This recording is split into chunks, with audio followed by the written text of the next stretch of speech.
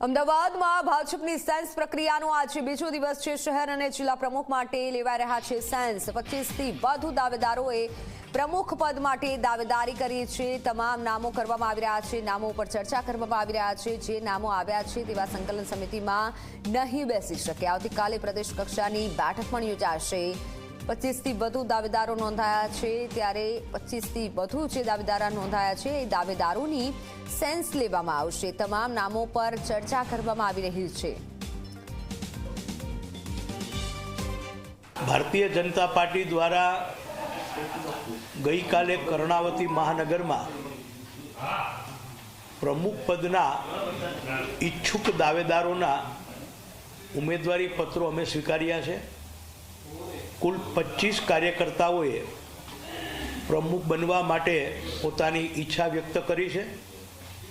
આજે આ 25 નામોની સંકલન સમિતિની બેઠકમાં ચર્ચા કરવામાં આવશે અને કોઈ નામ માટે કોઈ સંકલન સમિતિના સભ્યને કોઈ અભિપ્રાય આપવો હોય તો અભિપ્રાયની અમે નોંધ કરશું।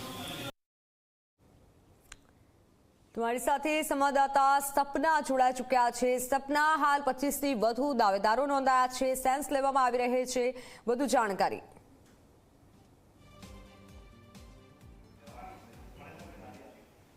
બિલકુલ મિત્તલ, જિલ્લા પ્રમુખ અને શહેર પ્રમુખ માટે આ સેન્સની પ્રક્રિયા ચાલુ રાખવામાં આવી રહી છે અને આજે તેનો બીજો દિવસ છે।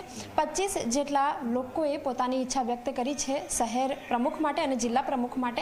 આજે સંકલન સમિતિ છે જેમાં શહેરના હોદ્દેદારો હોય, સાથે ધારાસભ્યો છે, તેઓ પણ અહીં હાજર છે। સંકલન સમિતિ અંદર ચાલી રહી છે અને પહેલાં તો તમામ જે લોકો છે એક સાથે આ મુદ્દે ચર્ચા કરશે અને ત્યારબાદ જો કોઈક વ્યક્તિએ વિશેષ અલગ રીતે પણ વાતચીત કરવી હોય અથવા તો પોતાનો એક અલગ રીતે મત મૂકવો હોય તો તેમને પણ સાંભળવામાં આવશે। તેમની માટે અલગ સમય ફાળવવામાં આવ્યો છે। આજે આ સંકલન સમિતિ યોજાઈ રહી છે અને ત્યારબાદ કાલે પ્રદેશ લેવલે તમામ જે ચૂંટણી અધિકારીઓ છે તેઓ હાજર થશે અને આ મામલે વધુ ચર્ચા થશે અને ત્યારબાદ નિર્ણય આવશે। નિર્ણય લાવવા માટે જ આજે જે સંકલન સમિતિ છે એ યોજાઈ રહી છે। મિત્તલ, બિલકુલ સપના, આભાર માહિતી બદલ। તો હાલ સંકલનની એક બેઠક મળી છે અને તમામ જે દાવેદારો છે તેની સેન્સ લેવામાં આવશે, તે દાવેદારોને સાંભળવામાં આવશે। આજે બીજો દિવસ છે। શહેર અને જિલ્લા પ્રમુખ માટે સેન્સ લેવાની પ્રક્રિયા ચાલી રહી છે।